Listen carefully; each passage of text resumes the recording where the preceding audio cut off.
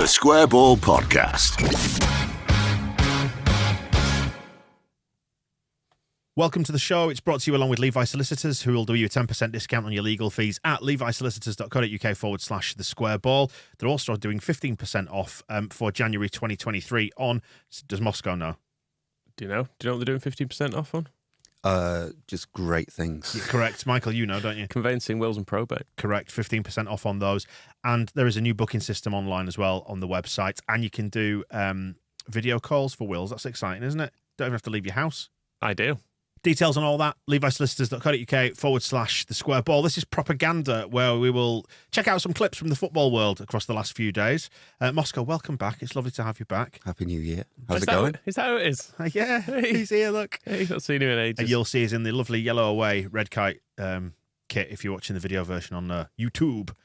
If not, if you're just listening. You can hear the rustle of it. There Great material. Looking like an aged David Prutton. So it's not one of Admiral's best efforts. They've got a lot better. They have actually. Since then, they make some much nicer shirts now. Yes, thesquareball.net for that. Right, then, should we get into it? And some of the fallout from Cardiff. Were you warned? By who? Well, you know who. Big man. Top boy. Yeah, top boy. Shall we just play the clip here and try and explain it afterwards, or try and explain it first? I'll let you explain it, because I also found this and just went, what? Who is this man? What is he? So it's Dan Michael and Moscow, by the way, here on Propaganda. So this is Del Boy Diablo, who appears to be sort of a Goodfellas wise guy meets Welshman. Is that the best way to summarise him? Yeah, maybe. Well, have a listen, see what you think. And this, I should say, this came from a longer video. I think it was about 3.5 minutes, something like that. But I've tried to edit it down, giving you a radio edit, minus less of the padding. Leeds United FC, talking to you. You already know who it is. The top lad, Uncle Del Boy Diablo TV. So with that being said, what I urge you to do tomorrow, Leeds, behave, all right? Show some respect. You show respect to Cardiff. Because here's the thing, Leeds, you may be useful in a victory or defeat. If it's a victory, it's a victory. Prevents relegation, and it's a victory. However, if the Cardiff gets relegated, besides that you're going to be on the top of another league, forget about that. What's going to happen? The management, what's going to happen to the value of the team? Now you're in the lower league, there's less money, less players. Duh. So there may be an effort, nobody's told me this, there may be an effort underway to purposely devalue the CCFC and get the owner out and get the great Sam Hammam back in. But I'm still seeing what the climate is. Maybe I can go there and maybe I can talk to the Vincent Tan and maybe talk some sense into him and get the more cooperation going on. But in the meantime, Leeds, we don't need you guys coming in and disturbing what we got going on. So you stay in the escort, and when you chant respectfully, and maybe you won't get abused this time like you have in the past. But it's on you, Leeds. So make the right move. We were warned, weren't we? You've got to say, if somebody says they're your uncle, but you know they're not your uncle, Yeah. stay away from that person. That's just a little advice to any kids listening, and adults as well, if you never know who this guy's roaming around speaking to. But It feels a bit different. So, when you were growing up and you had an auntie who wasn't your auntie, less threatening than that. I mean, he does. She's just one of your neighbours or your mum's friend or whatever. He does look a bit threatening. Did you have an auntie growing up that wasn't your auntie? Yeah, a few. Who was it? Name one of them. Sue. Yeah, Vivian. Auntie Viv. Yeah. Moscow? Susan Sausage, as she was known. I think she was called Potter, but I think it was one of those childish things where you can't say the name properly when you're little, so it ended up sounding like sausage or something like that. I can't quite remember why she was Thanks called for that, Susan Michael. Sausage, but Thank there you go. Thank Shout you. out to Susan Sausage. Yeah. Used to get me good Christmas presents. Yeah. it's a passable impression of Mr. T, wasn't it? Yeah. Yeah, he's got some of it, but he doesn't seem able to quite sustain it all the way through. Did we disturb what Cardiff are doing? He seemed worried about their equilibrium, that we might shake them up being 20th. I think there Or was do we leave them alone? The suggestion, I think, from listening to it, is that they might choose to lose so they could get relegated, in which case it would allow them to change the ownership, but we had to go there and be respectful around all that. So, did they get the 3 points at the weekend? Or Yeah, I think he misunderstood that bit. yeah. I guess the other big question is, did Leeds fans stay in the escort? And did we all 6,000 fit in an escort? I think It's there not was a big car. There was a big run of buses, I think, from one of the services. Apparently, there was But like were 30 odd they- buses. were all they going Well, was- that kind of somewhere. escort. I guess so. As opposed to the telephone kind, yes. Were they respectful, though? Is another question. Leeds fans are always respectful away from home. Absolutely. We're a great bunch. I will say on his accent, the criticism we've sometimes faced for doing daft, generic American accents. Yeah. I've not done anything as daft as that. No. There seems to be sort of a Latin twist to it, but it also felt like New York-wise guy. Plus, if you listen carefully to the whole thing, there is Welsh keeps creeping in. So, and he's wearing Fred Perry as well. So he's kind of he's got the hooligan style outfit, but he just seems to be a man shouting in front of a garage door in somewhere, maybe in New York State. I don't know. Fair enough. Has he got a garage in constant use sign on it? I like those. I hope so. You've got a nice garage, actually, haven't you? Yeah, it's a good garage. Yeah, it's good, spacious. good solid garage. Yeah. Where should we go next? Then we've got quite a few to get through. So, Well, stick in Cardiff because I did try to find some upset people, but they, I guess, as we used to be, irregular podcasters. Right. So none of them had actually produced anything. Some had not produced any for several years. When I found the kind of skeleton of a podcast that someone had once recommended. But yeah, there was not an awful lot. The only person I did find on YouTube was someone called That Cardiff City Fan. He put one video on, and this is it, completely unedited. This is Right. it, what he uploaded. This is us equalising. It's not much happens. You can hear a bit of cheering, but it's probably worth it just for the payoff. And he's taking this from the opposite end of the ground, so the Leeds fans are fairly distant.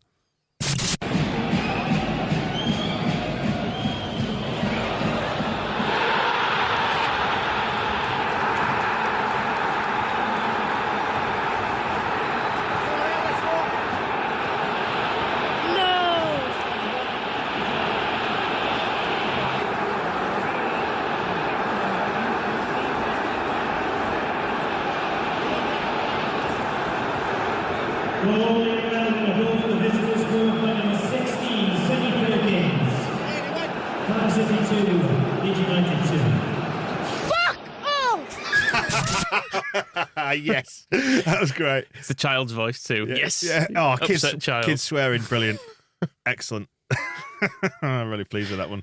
It needs no further build-up, does it? No further discussion. Just a child swearing. Well done, child.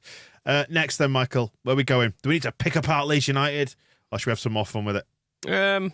Well, we've got some Leeds feedback too. A few people mentioning Aronson, saying, Healthy Heart Dan, saying, is Brendan Aronson no longer a good signing? He was awful tonight, which was a fair point. And a few people did point out his failings. As much use as a waterproof tea bag since Christmas. Since Chelsea, sorry, not Christmas. Much before that. Ghost Shark, though? He got in touch because I think a lot of Brendan's problems have been physicality-wise. He's not... If you're new to the show, Ghost Shark has some robust views. Yes, that's one way of putting it. And he's given Brendan an offer. Have a listen. That little yank badger Aronson is embarrassing now. He needs personal training, that stuff, and they up. I'll do it, Grovis. Fucking little... There you go. Gratis. Gratis. You'll do it gratis. Yeah. I'd love to know if that is a real accent. I hope it is. Wait, I mean, you weren't on the match ball, Moscow. What did you make of our performance under Jesse? I've read your match report, but I get the feeling you weren't thrilled with it. No, we were pretty bad. It's particularly first half, and it's been, I suppose, the theme throughout the last few weeks. Well, since the World Cup, when you'd think that was the opportunity to sort everything out, seems to be the time when Aronson has gone off the boil. So he just needs a rest. I don't think there's any. We don't need to be rushing into him being a bad signing or anything like that.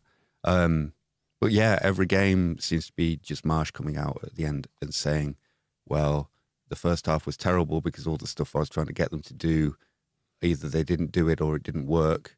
And then we had to change some stuff in the second half, and that saved the day.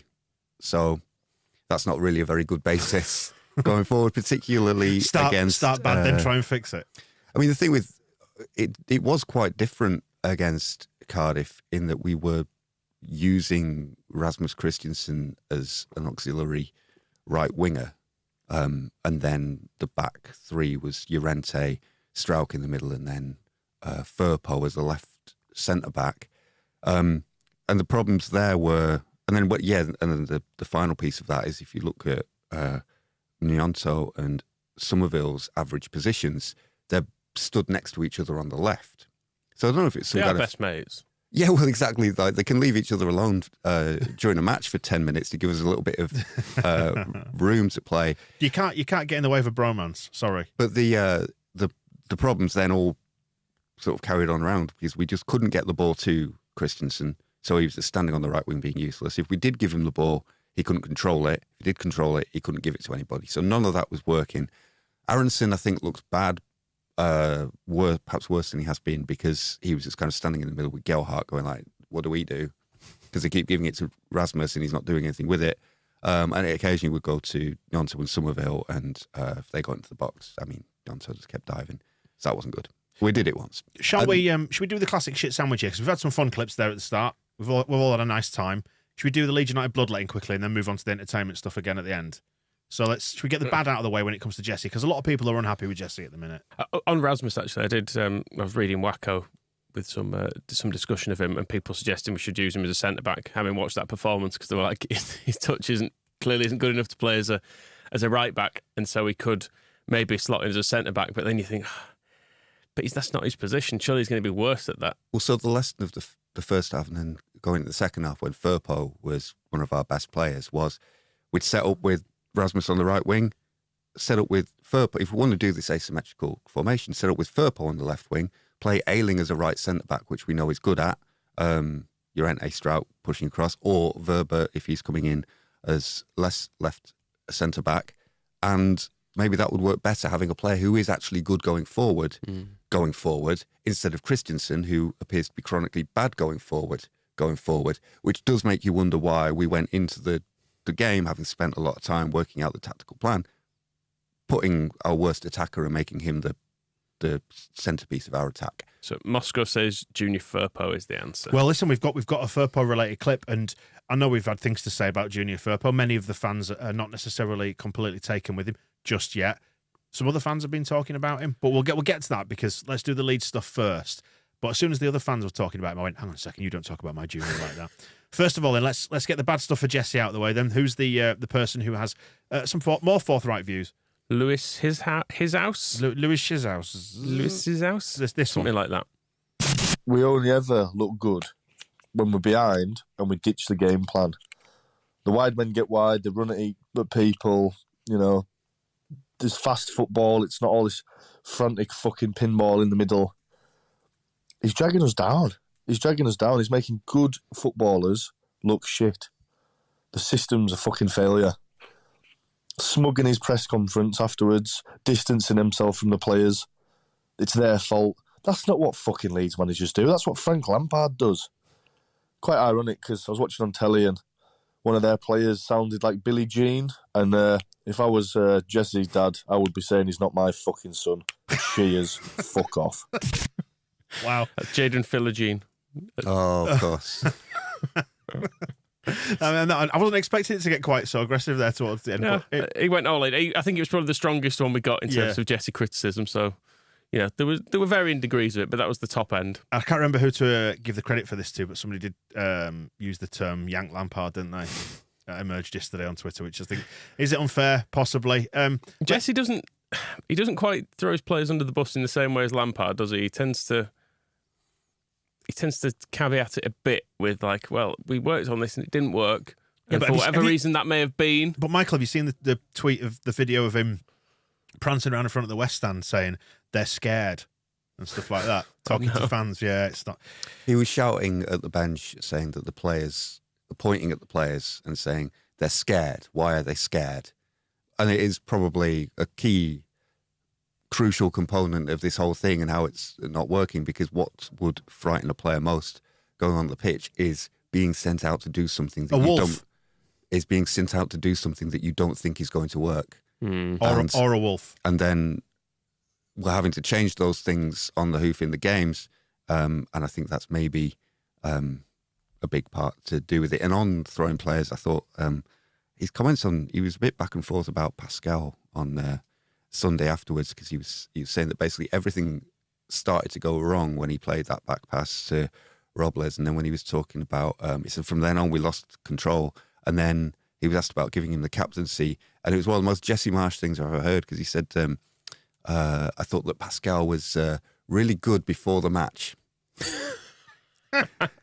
So the toy cast, shaking hands, handing over a pennant, greeting the mascots, all brilliant. And then he said in the game he was okay, but really good before the match. That's up there with Bielsa saying he had respect for the Japanese people when asked about Ideguchi. Yeah, well, yes, Ideguchi did credits to the Japanese people, didn't he, for the way he behaved. We should mention Pascal as well, because he's graduated from Big Sexy Pirate to Big Sexy Captain of a ship.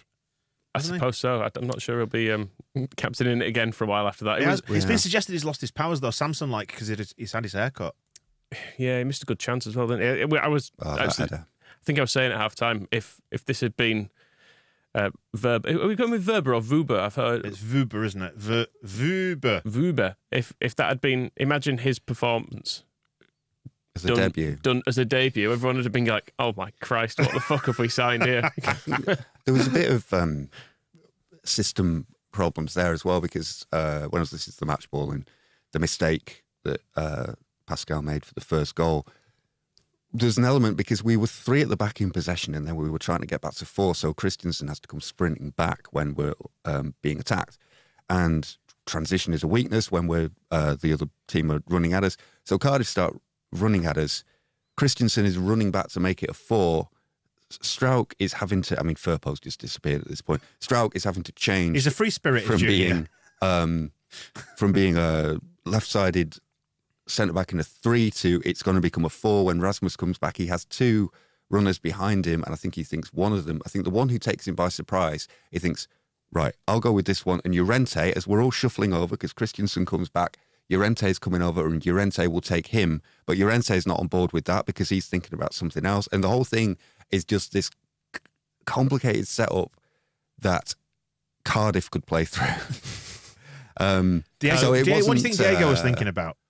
A nice wedding he went to in the summer? Well, it could be, why the hell are we doing this? Super Mario Brothers? This mad formation against Cardiff, when I think some of the credit in the second half was that we went back to just doing what we normally do in games, which is 2 centre-backs staying back, 2 full-backs going forward, pushing the opposition back because it's only Cardiff and we don't have to worry about them attacking against us too much. And we looked a lot better, kind of just going back to the normal thing. But it did seem, I wondered if the first half was a bit of a preview of how Marcia said we might play if we're involving Voba more, in which case I don't think that's going to work.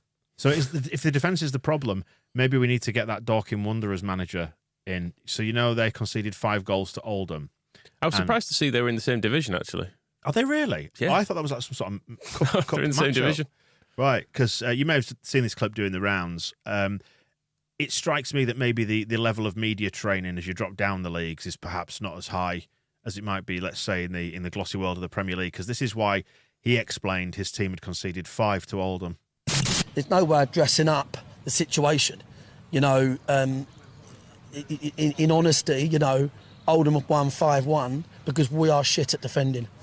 Which seems very honest and open. Yeah. I've got to respect him It's for pretty that. straightforward. You got to bear in mind with Dorking, they do have quite an active TikTok presence. So I'm not sure how much of that is a lack of media training and how much of it is like, this is good media training.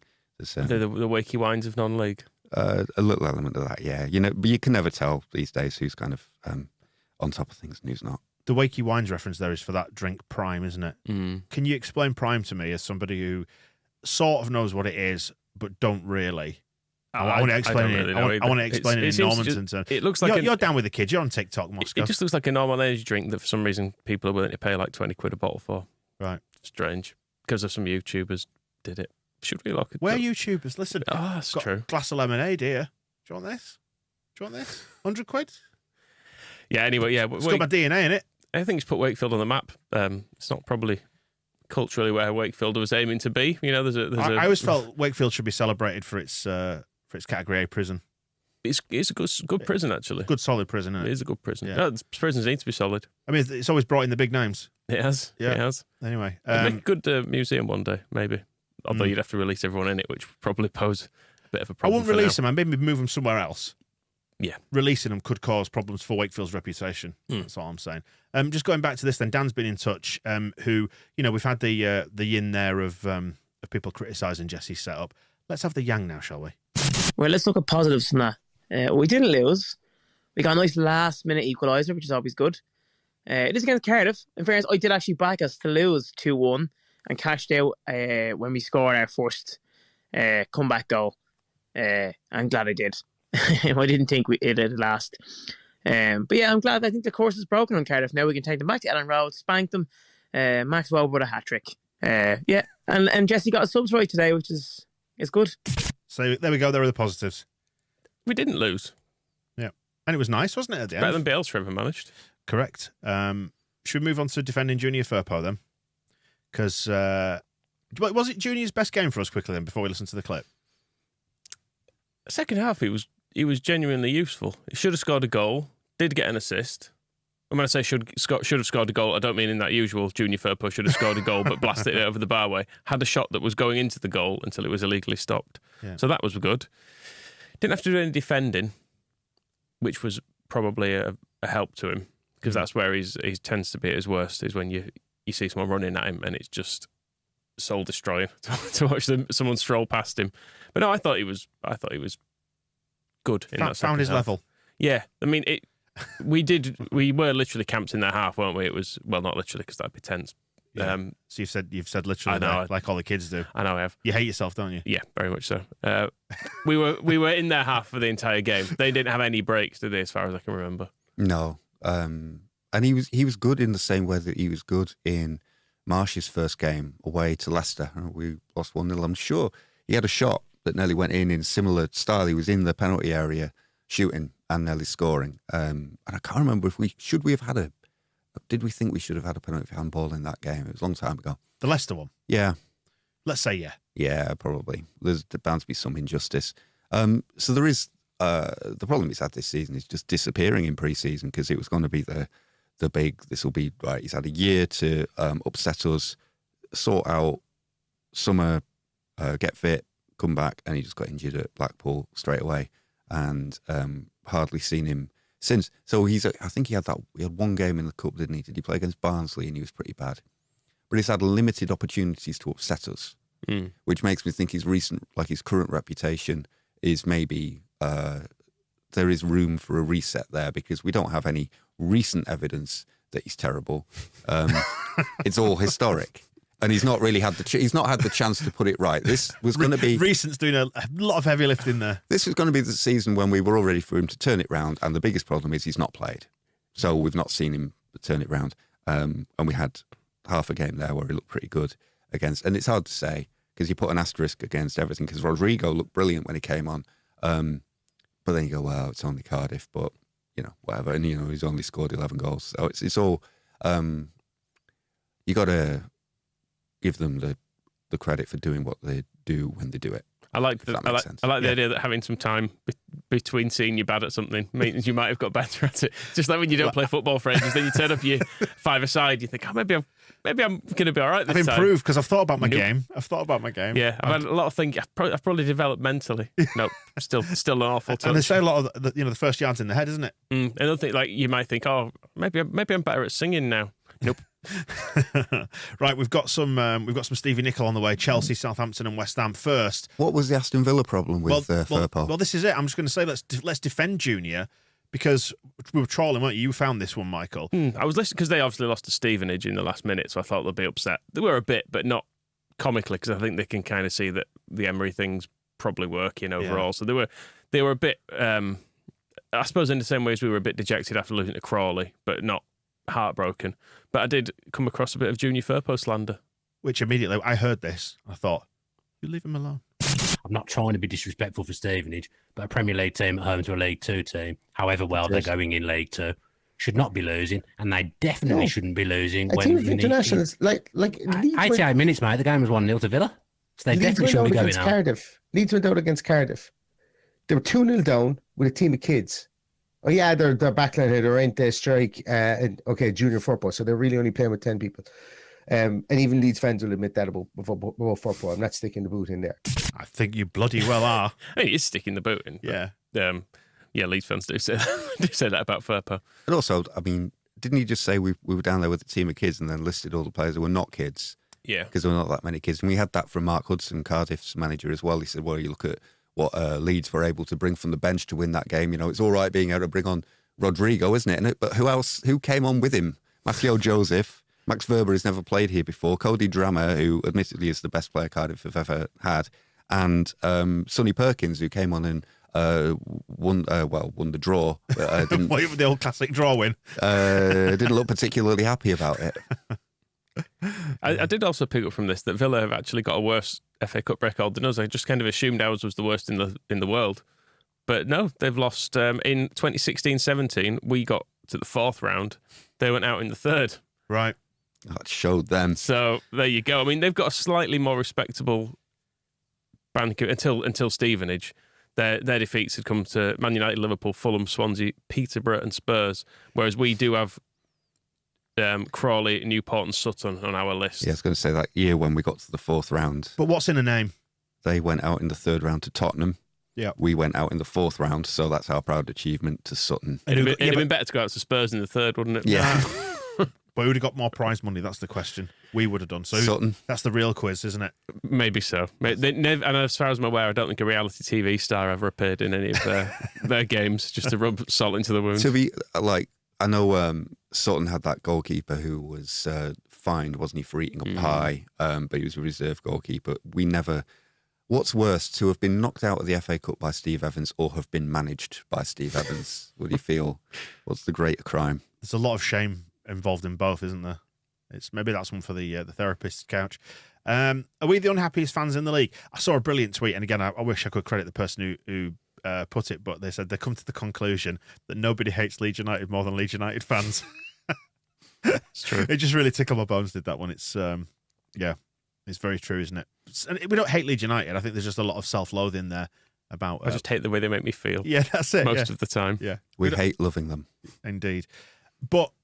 This week proves that there are many other unhappy fans, and it's nice to know that I think our mania is not exclusive to us, is it? Like, for example, this is West Ham TV after their game. A little bit better today, a little bit more fight. It was a little bit better, but I feel like it's just the same thing week in, week out with Moyes. It's just poor tactics, poor management. I just don't know where we're going to go from this. I know we've got a draw. A draw is a draw, point to point, but we should be getting 3 points out of games like this. I think you should have gone for the jugular. I mean, when we put pressure on Leeds, they really struggled, and that's where we got our goals from. That's what I mean. You know, go at them. What we've got to lose. You know, we're 17th in the league, and we're struggling. You know, just go at them. We've got nothing to lose, but we just kind of balled it in that second half. Really did. I feel like we kind of just let them go at us, and it's concerning, mate. You know, I've been West Ham through from all my life, but I just can't see no out of this. I really do feel like we're struggling massively, and I can't see no end until Moyes is gone. There we go. They're not happy. No end for them. Southampton, they did actually beat Palace in the cup, didn't they? But this is from their last league game where they lost at home to Forest. So this is matchday vlogs. There's no end for them either. St Mary's empties.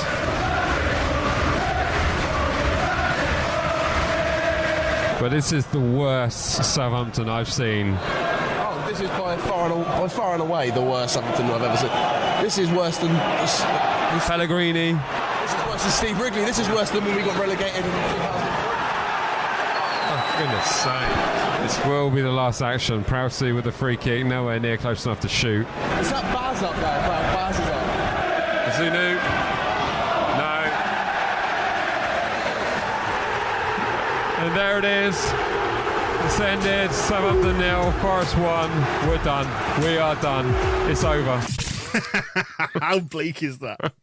And Forest, losing to Forest as well, whose approach to sort of carnage, transfer carnage, I'm not sure, I still can't decide if that's going to work out for them or not, but I feel like they've got too many unhappy players. Like, there's an atmosphere developing at Forest that could backfire on them. That's why I'm quite calm, although things aren't going well with Leeds. We just don't have the sound of despair about us. We're more angry because we want better. Whereas I tune into what Southampton are doing, what's happening at West Ham, although they did beat Brentford in the cup, and then Everton as well, where there's got that real kind of desperate feel of it's not angry about not being better, it's panicking that this is going to end up in the Championship. And as long as they all stay on that track, I'm pretty comfortable. as long as we don't have Nathan Jones in charge, which, I mean, I know our manager has his shortcomings and opinions go both ways, but Jesus Christ. Is what Nathan Jones would have said. Exactly. It's who he needs. That is it is a wild appointment, isn't it, based on his previous record? I don't know why they've It's done like that. Kevin Nichols. He only works in Luton. Well, yeah, don't take him outside of it. Southampton is sort of trying to supercharge a Brighton model or something where they've signed a load of 19-year-olds and they got a youth coach in charge, and then they don't seem to have realised that you actually need to stay in the Premier League for that to work. They're finished. Speaking of Brighton, should we speak about Graham Potter? That's going well for him. Brighton, yeah, Chelsea, you mean, as he is now. Yeah, but they obviously nicked him. Get a good, promising young English manager in, then immediately want him to go. And Brighton, I mean, with the word smug was mentioned, it was Marsh being smug. How smug is it to let Potter go to Brighton and then just go like, we got a better one? Potter go to Chelsea, you mean? Potter go to Chelsea? Yes, sorry. So Potter leaves and Brighton just seamlessly go, it's fine. This guy will do better than you ever did. I mean, Chelsea singing about a past manager, demanding that their owners spend money. I mean, ridiculous behaviour, isn't it? We'd never do that. 20 years, Roman built a team and Boyle is ruining us. And Potter is looking clueless. He don't know what to do, man. No one's happy. If you're happy with that, I don't know what to say. But surely you got to put some blame on the players as well. I know that Potter's come in and Bowley's come in, but it's the players as well. I mean, they're on the pitch. Every single one of them may need to take responsibility. But Boyle is trying to run the club like an American football franchise. This is not good enough, right? You hear that? Who do you think got us in this mess?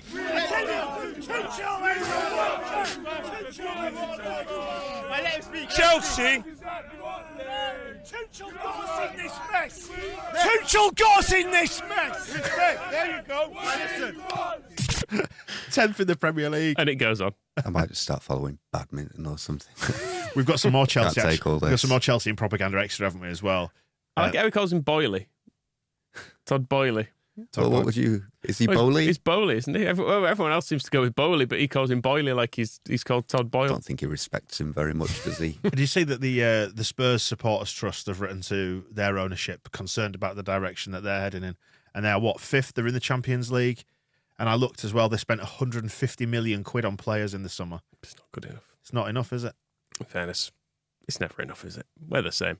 They just, unless you've got obviously a real top guy like Abramovich in charge. Yeah, a real stand-up.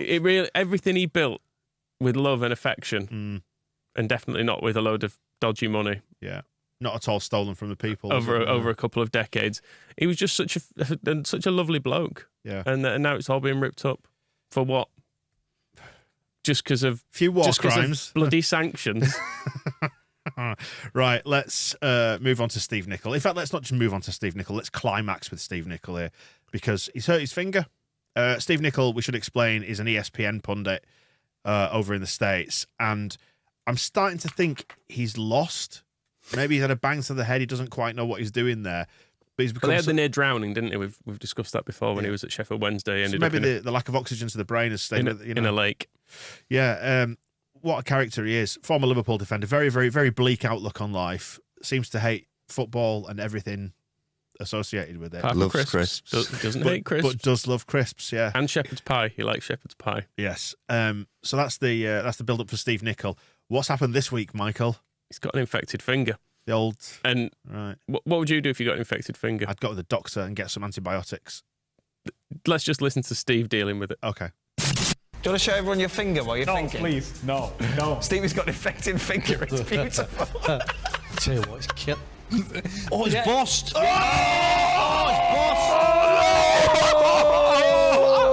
It has, it's burst. I wondered what. When did that happen? Is that what that smell is? Yeah. You know what? That's what that smell is. Oh, God. It is. Dan. That's what the smell is. I wondered what that smell was. No. Did you smell it? Yes, like for most of the show. No. Dan, can you tell us what Stevie? Can you tell us how Stevie's been fixing it? Was it boiling water and bread he's been putting his finger in? It's called a bread poultice. Stevie, do you want to go to the bathroom and sort yourself out? What's going on? So he's put. Do you want to smell Steve's finger? Had you ever heard of a bread poultice?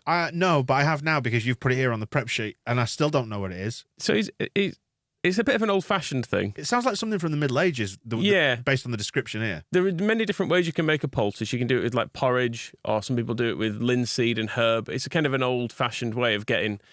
Can be used for burns, actually. One thing. So I did wonder if he'd, having set a hair on fire, he might slap some wet bread on Gary Ambler's poor wife, as well as just to add to the third-degree burns. But yeah, so you kind of put bread in hot milk or hot water, and then you lay it on an infection, and it draws out some of the infection. Is the idea? Okay. I know healthcare is expensive in America, and which is where he's now living. But someone tell him about antibiotics or like Germaline. Yeah. Do they not have any of these products? Just put a bit of cream on it. A bit of cream on it, probably fine. So he's whether or not it's the poultice or the finger itself. So he's got some soggy, mouldy bread on his finger. Yeah. All right. Anyway, so he goes off to fix it, and then he comes back. They're trying to discuss Champions League places, and Stevie comes back and he discovers a bit of either finger juice or poultice is now on the desk. I mean, who knows what it is? Let's find out. Yeah, but is that... Yes, that's your stuff. Oh, man. Who is the favourite? Who's the favourite for the Champions League, Ali, if you had to predict now? Stevie's finger. God, that smells. Yes, it does. It does. It smells like dog dirt.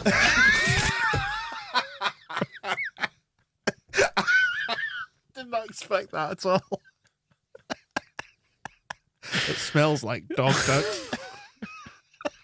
Football coverage is supposed to be glossy. You see the studios and the sets and the presenters and all this, they're all glamorous. It's great though. I love him. High definition 4K, and he's a 720p man at best, isn't he? Having come to us though, being miserable about Bielsa and thinking he was no fun at all. He's great. You don't see anyone else saying the fingers stinking dog dirt. The use of the phrase dog dirt's good too. It's very, very 1980s. It feels like Steve sort of dog muck. His head sort of lives in the 1980s and has never moved out of that era. Or 1880s when it comes to his medical treatment. To his poultice, yeah. Oh, thank you for that, Michael. Smells like dog dirt. We will wrap up Propaganda. There's some more clips and a bit of chat over on Propaganda Extra. What we're going to be talking about? Captain. Big sexy pirate captain. Or not? Or Liam Cooper or maybe Adams. All right, we'll do that then over on Propaganda Extra. So members, look out for that in your feed. In the meantime, we'll see you soon. The Square Ball Podcast.